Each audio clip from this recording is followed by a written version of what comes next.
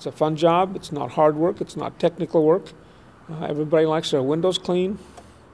Talking to some customers today in one of the places where I work downtown, and everybody likes clean windows. That's the exact words that the two gals used. Everybody likes their windows clean. The equipment's simple. I've just got a bucket full of warm water. Hot water's best. It speeds up the action of the chemicals. And it's a bucket special made for my gear, a window washing bucket. And you put some water in it, quite a bit. It takes about 2.5 or 3 gallons for a day's worth of work. I put Dawn dishwashing liquid in it. Some people like to use Joy. Dawn's good for me. My wife bought me a little cart that my bucket goes on wheels. 10 years or so ago, that's probably saved my shoulders and elbows because the bucket's heavy. And just drag it around with me. We do the inside windows, outside windows, and then we do the inside windows. We take down the signs, put the signs back up, try to keep an eye on the signs that are outdated and give them to the shop owner so that they can dispose of them if they want to. Some of the people I've talked to said, you do the inside windows too? And I can't imagine not doing the inside windows. I mean, inside windows get dirty. Sometimes I need a pole, an extension pole, so you can put your gear on the pole and reach the upper windows in some of the stores. A 4-inch wide razor scraper that takes off signs, spots, paint spots, all kinds of icky stuff. So it's really, the equipment is really, really simple. And we do our business transaction at the end, collect the money for the job, give them a receipt. And then you go to the next one. I have to make a living some way, and this is a pretty pleasant way to make a living. I don't have anybody who can or who will deliver me my final check and a pink slip on Friday and say, it was really interesting to have you around, Mr. Johnson, but this isn't working out very well. Now, I have had some clients let me go, but not any single client has affected me permanently and totally. So that's one of the reasons I like what I'm doing and why I do it. I know something about nearly all my clients, their families, their work situation, and like to talk about small business because I'm the smallest of small businesses. If there wasn't any less people working, it wouldn't be a business here because I'm the only one. I've learned a lot about business. Take my 17-year-old son with me when he's out of school in the summer, and we work 3 days a week together. And he's learned a lot about business. He knows he doesn't want to work at a fast food place when he gets out of high school. He's learned a lot that nobody could ever teach him in high school or college, and he just learned it by working with me. My wife and I moved here 35 plus years ago. I had a pretty good job. The job dissolved after 2 years, and I felt like I needed to get an education. I had 1.5 years of school to go, and I needed work.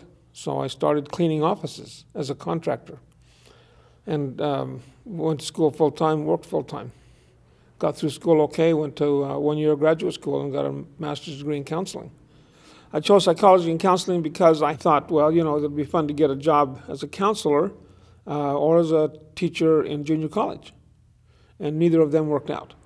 It was recessionary times, and I just kept working. Couldn't find a job in Pittsburgh with that kind of education.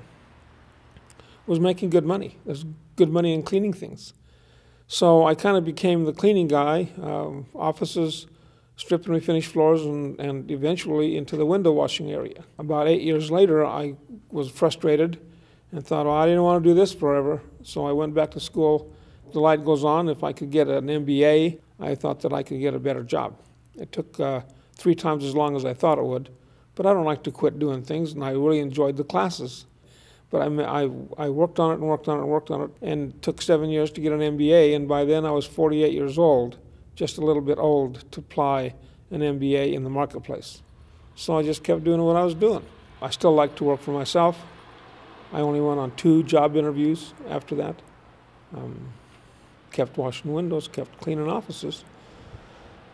At about this time, I saw an ad in the paper for a guy who had a small window washing route, and he wanted to sell his route.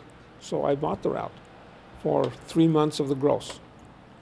Seemed like a lot of money, but it wasn't. And so I bought the route, and he and I worked together one day, and he went to all of his clients and announced, this is the new window washer. And I was doing pretty good getting new clients anyway, but everything has gone right uphill since then. And I have lots and lots of clients. People call me. Sometimes you're standing washing the windows with your bucket and your squeegee at one place, and the people from next door ask you to wash the windows next door. Can you come over and do it right now? People like their windows pretty clean.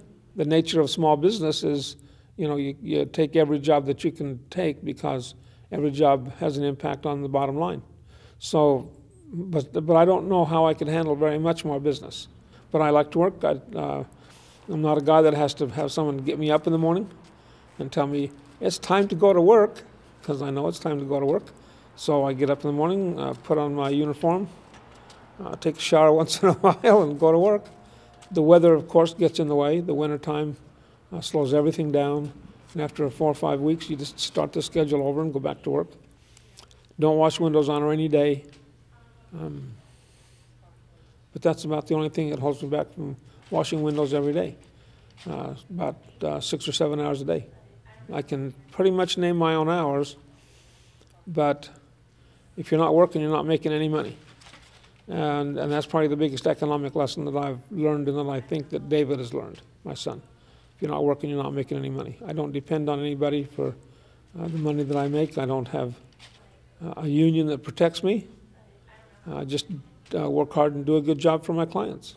While I was working on my MBA, I found out that my professors actually didn't know nearly as much about the real business as I did. And I did ask some pointed questions in some of the classes. Now, they understand finance, they understand accounting, but real business, they don't really understand. I learned about some accounting principles I didn't know, learned about a lot about finance, but I knew after I was 45, when I still had 3 years to go, that this probably wasn't going to make a lot of difference. But I hate to quit. So I just kept on going, took 2 classes in the summer, 2 classes in the fall, 2 classes in the spring, and 1 in the summer, until I just met all the requirements, and they finally just handed that thing to me, and they were so glad to see me out of there after 7 years.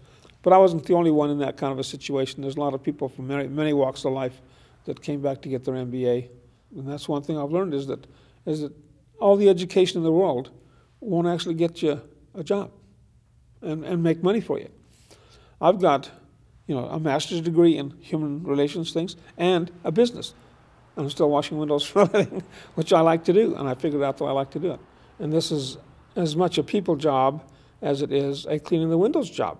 I almost always say hello to everybody. I am just an open person who got nothing to hide. What can the window washer hide, and everybody says hello, and we have conversations. So sometimes at Walmart, and sometimes on the street, and sometimes in the elevator at the hospital, or whatever. I can almost have a conversation with everybody that I meet. My understanding of people that I learned in the counseling and psychology is extremely helpful. Sometimes I'm sitting at a table or something, and someone I know goes by, and we have a conversation, and you actually do some counseling and help them out, encourage them, and so you have an opportunity to help people.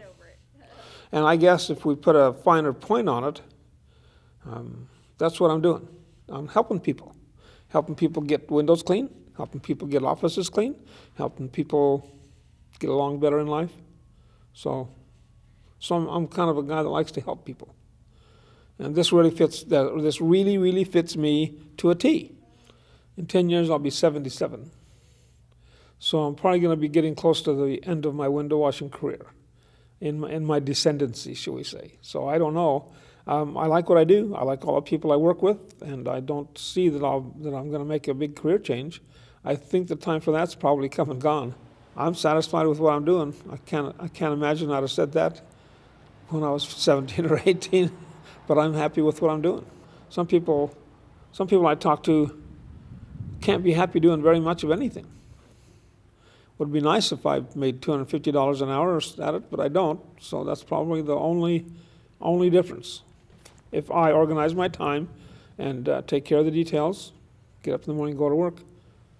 I have a job here in Pittsburgh, Kansas, waiting for me until somebody else takes it over, maybe my son.